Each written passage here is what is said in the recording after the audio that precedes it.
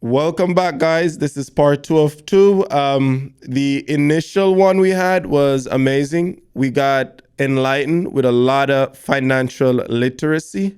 So, without further ado, welcome back, Tricia and Emeka. Welcome to the Sun Island.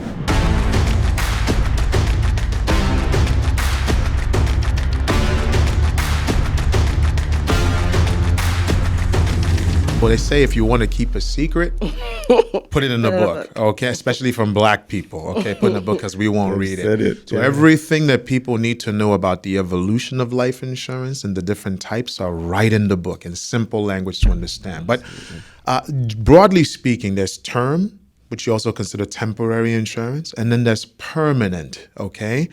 Which includes whole life, universal life, indexed, variable. So the broad difference between the two is that with term, it's temporary. It's for a period of time, right? You're paying ultimately for the cost of insurance. And after a period of time that you have elected, 10 years, 15, 20, 30 years, which is usually the max, 20 being the most common, if you pass away in that time, the insurance company will pay a death benefit to whoever you name or whatever you name as a beneficiary, because it doesn't have to be a natural person. But the risk is you could outlive the term, right?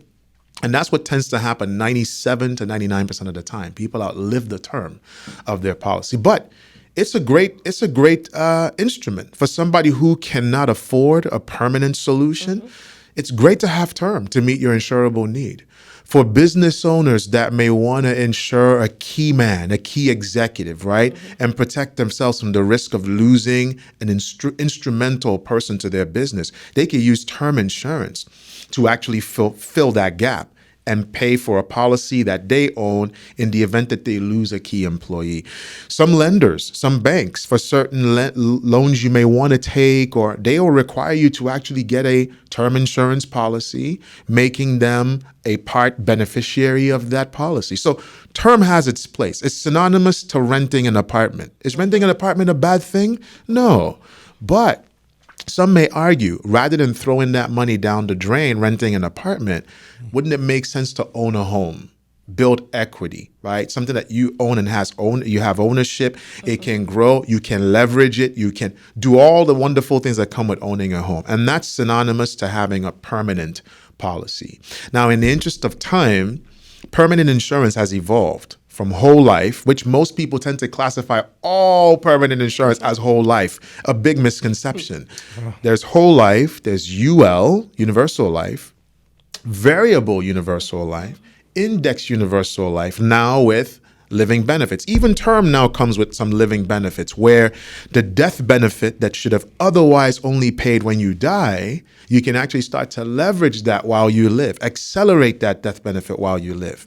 From the insurance company's perspective, there really is no risk. If you die, they pay the whole thing as a lump sum. But if you're critically or chronically ill, they pay it to you as systematic distributions. Either way, it's money that still had to go out. So there's really no risk to them.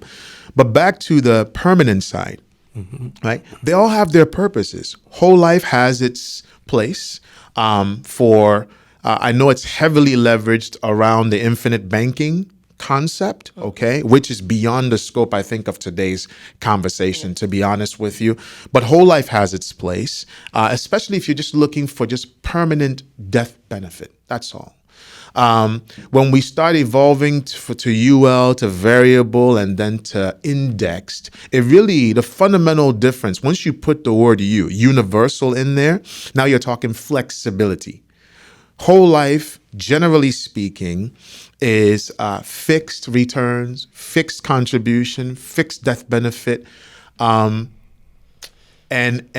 not as flexible. Okay, they've evolved since, but when you see universal in the word life insurance, the main thing there is flexibility, and between indexed, variable, or universal life, the original universal life, it really just comes down to how is interest credited to your cash. Okay, because with permanent policies, Sheldon, you are putting money in. You're overpaying, not just for the cost of insurance, but because of IRS guidelines and rules, and insurance company rules, there's a minimum and also a maximum amount typically you can put in to also build cash. And that cash is designed to be used to take care of the cost of insurance in the future so you can have a policy that lasts you your entire lifetime. But they've since evolved to allow that cash to also grow in creative ways so you can use that money while you live to do all kinds of things, including paying for your kids' college education, supplemental retirement income, taking care of business needs and business solutions. And when I say distributions, tax advantage, some will even say tax-free distributions, right, from those type of plans, all right, including the kind of leverage that Tricia just described about being able to borrow against that money, all right, to do things and minimize your risk, okay? But to end here, permanent policies tend to be, especially today, multifaceted and very sophisticated products today that requires the navigation of a licensed person to kind of help you guide you through your options to find the right one, because it's no such thing as, oh, this is good and this is bad. It's all relative to your personal situation and the objectives you have for the policies. Hope that makes sense. Yeah, it totally does. There's a school of thought out there that instead of just put your money into a universal or like a whole life insurance or anything like that, use that same money and invest it in the stock market. Educate us on what would be better and why it would be better, either the stock market or putting it in like a policy like that where you can have the money, use the money. What are the pros and cons? Yeah, and I'd also love to hear Tricia's thoughts on this, but I'll tell you again, education is key. Because when you read the book, it will emphasize the importance of looking at where you put your money, okay, and categorizing them from a tax perspective across 3 buckets, okay? Tax now, tax later, tax advantaged. People are familiar with the idea of diversification from a risk perspective and a return on investment perspective. But rarely, if ever, do they think about diversification from an income perspective. Because Sheldon, you will agree with me, it's not so much what you save or what you build up. It's really about what you get to keep. Make sense? So when you look at it from that perspective, you want to have money across all 3 buckets.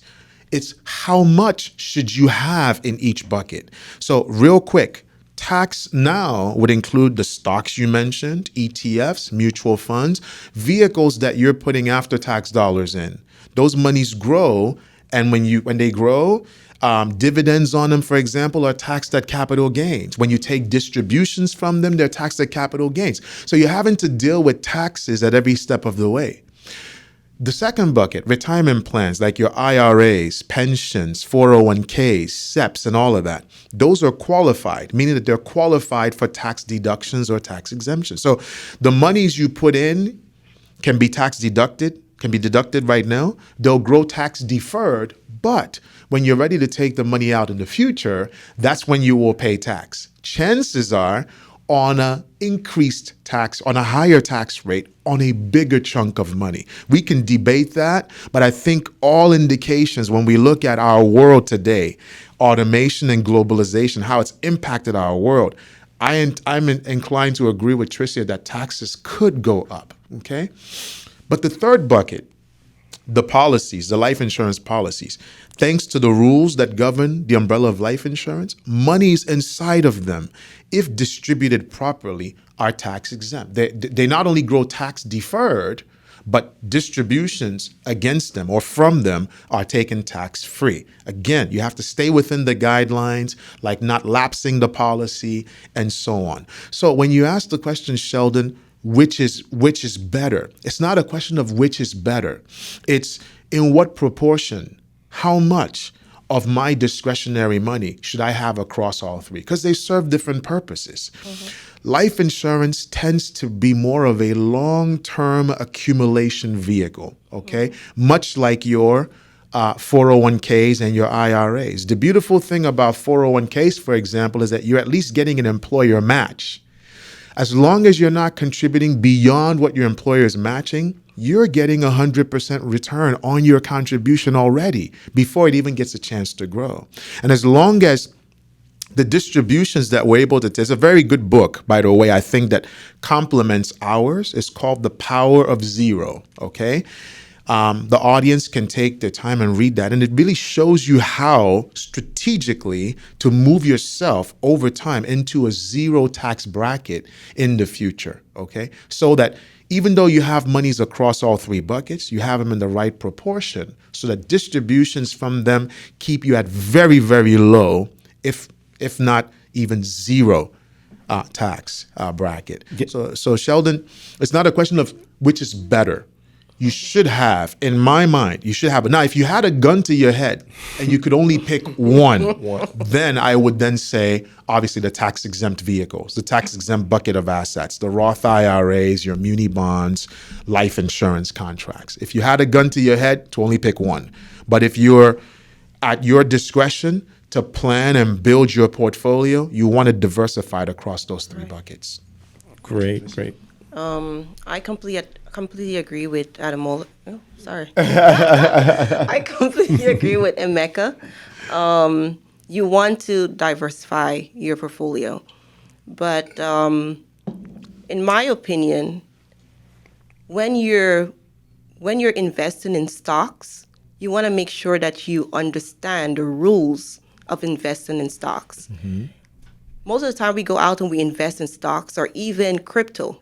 Remember, crypto was something big. The other day we're all investing all of our money in crypto, and then suddenly crypto crashed and thousands of dollars that you decided that, hey, crypto is doing good. Let me just throw my money in there to make some money because people are making money overnight.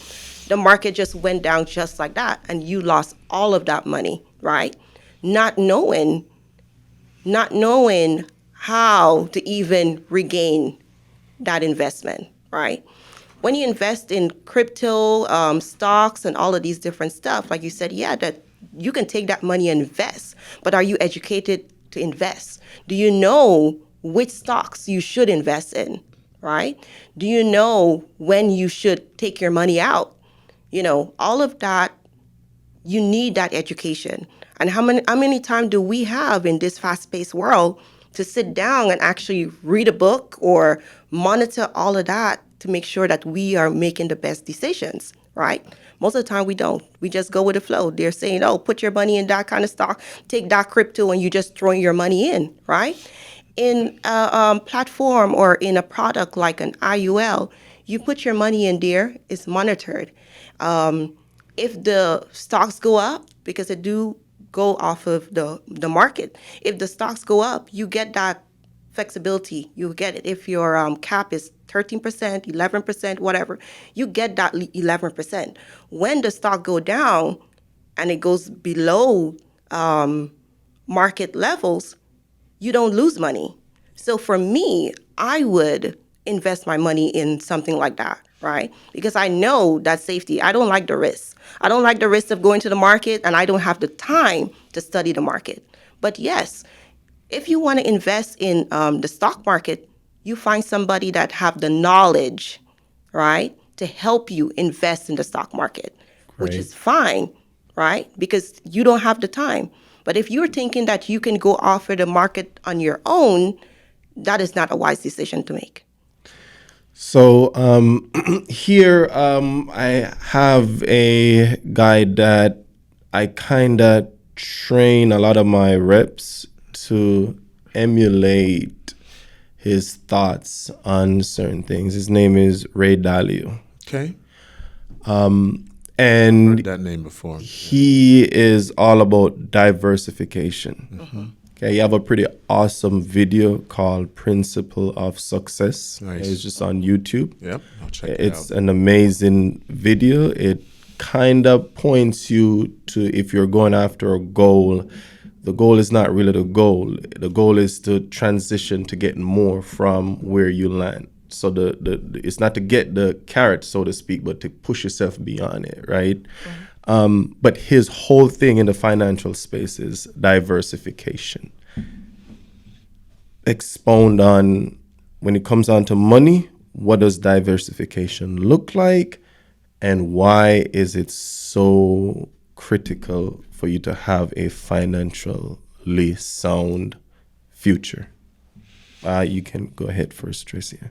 To go back to financial foundation, the financial foundation of having, Proper protection. You good. the proper protection, right? That is your main, well, your standing hole. Whenever you're building a house from the ground up, you want to make sure that your foundation is laying properly, right? So you want to make sure that you have that protection to, if I think that in the future I'm gonna have millions of dollars, well, I want to make sure that I am properly protected now to house that millions of dollars. In the event if something to happen to me, my kids don't have to pay for what I was already growing, Basically, what I'm saying is, like, for example, if, like, my business, for example, my business at this time is not in profit, okay? So if something to happen to me and my husband today, all of that is going to left on my kids. But because we have proper protection, if something to happen to us, our kids are going to be set. Wow, peace It's of gonna mind. yes, it's going to be covered. They're going to be able to take our debt benefit, pay off whatever debt we have, and still be able to have a great future because of the foundation that we're setting, right? So we start with our proper protection, right? Then we want to make sure that our debt, like Emeka said, either we have zero debt or we're using our debt to maximize our growth for legacy building. So we need to make sure that, hey, if I'm having debt, accumulating debt, the money that I am acquiring from here is actually doing something to make sure that it's outpacing inflation, or it's making sure that it having a lot of interest that, hey, the interest can pay off the debt at the end of the day, right? Then I want to make sure that I have an emergency fund. Emergencies will happen. It's just when it's going to happen, right? An emergency fund that if something to happen now, I can take care of that emergency and I don't have to dig into my long-term investments to take care of my emergency. So it's just basically building that financial foundation, and that is the best way how you can diversify your financial foundation, in my opinion. We can talk about the different buckets, right? Yeah. The tax now, the tax later, and the tax free. Those buckets are great, but to me, diversify your financial foundation is building a great financial foundation from the ground up with protection as your base. So diversification, Emeka, you want to tackle that one? Yeah, I wanted to say everything that Tricia said is spot on. And again, we don't want our viewers or the audience to just rely on what we said. It's right here in print. Page 7 of the Saving Your Future book shows visually what she just described and gets into the depth about how you do that. If you look at Page that 7, right there, yeah. page 7 right there, about building a solid financial foundation. But another angle I'd like to just contribute, which ties into what Tricia said, is when we look at implementing solutions for our clients and taking a holistic or comprehensive approach, we also look at it from 4 areas, kind of like the foundation. The first one is, and the question you have to ask yourself, Sheldon, and our viewers should ask themselves is, if something happened to me today, if I didn't wake up tomorrow and I had a short life, is my family exactly in the financial position I want them to be in right now? And if the answer is no, then proper protection, that Tricia was saying, is paramount. And we have to look at not just insurance, not just life insurance, but proper protection for which you have assigned certain responsibilities, like paying off the house, getting your kids to college, providing income, and so on and so forth. The second area is, what if I have a long life? Which is the investing she was talking about. If we have a long life, have I looked at short-term, mid-term, long-term goals I have? And am I proactive around getting ahead of those goals? And have I diversified, like you asked in the question, to make sure that from a risk perspective, from a return perspective, and from an income perspective, I'm bulletproof to hit those goals, okay? The third is, what if I have a hard life? What if I become critically or chronically ill? You see, we take for granted sometimes that we can sit around like this and use our faculties and speak and talk. But what if you can't do that? What if any one of those critical or chronic illnesses like cancer, ALS, dementia, stroke, things you wouldn't even wish on your worst enemy? What if they happen? Because they do happen now. And they're happening at younger and younger ages. And the number one reason for bankruptcy in retirement is developing some form of critical or chronic illness. The question becomes, how many days forward will I survive before I become destitute or bankrupt if I got sick? And then the last part, again, all this tying into diversification and what does that look like? These are areas you want to make sure that solutions you have address, okay? The last part is legacy planning. I can tell you're a very ambitious person. Most of our viewers probably are. And we all want to have the best. We want to get to a point where money is no longer an obstacle for us and those that we love. But what are you doing today to ensure that all that effort, all that wealth, all those assets actually go to those you intended for it to go to, and not the IRS, not the court systems, right? Not people who will make those decisions without your best interest at heart. So legacy planning, having the trust, the will, the power of attorney, the healthcare directive, the legal guardianship, those things should be part of the portfolio when we're talking diversification to make sure that you are comprehensive in your approach to planning. So I just wanted to offer that I know that we're trying to simplify these things, and it's important to simplify so that people can take them in bite-sized amounts. But when we start getting into the weeds and start peeling back the layers, there's more to it. And that's now where you should work in tandem, in collaboration with a professional, so that together, providing the guidance and with your knowledge, we can arrive at the right things to implement. And you can feel good about those things and you can own them wholeheartedly. Again, we'll end with, no one should be more interested in your financial future than you. Right? Guys, I absolutely appreciate y'all coming on, talking to us today. I mean, we're all like busy professional, so we have to wrap it up here. But I sure hope to have you guys back in the future, because my mind is like racing. I'm thinking to talk about trust, real estate, budgeting. I could go on and on and on, but time is valuable, and I'm excited that we were able to get out at least a lot of value to people who are viewing right now. Yes. But again, I am grateful for you guys, and I hope to have you guys back. This is actually y'all official re-invitation. We accept wholeheartedly. Okay. So one love, guys. Absolutely, my brother. Right. Appreciate it. Sure. All right.